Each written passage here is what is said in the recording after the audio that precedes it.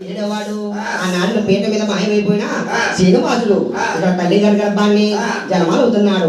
ఈ తల్లి గారేమో చక్కగా నవమాసాలు నిండుగా ఉన్నాయి. ఎలాగంటే అరే జో లాలే లాలే ఒకటోయ రెండోయ వెయ్యాల మూడో మాసానండి వెయ్యాలో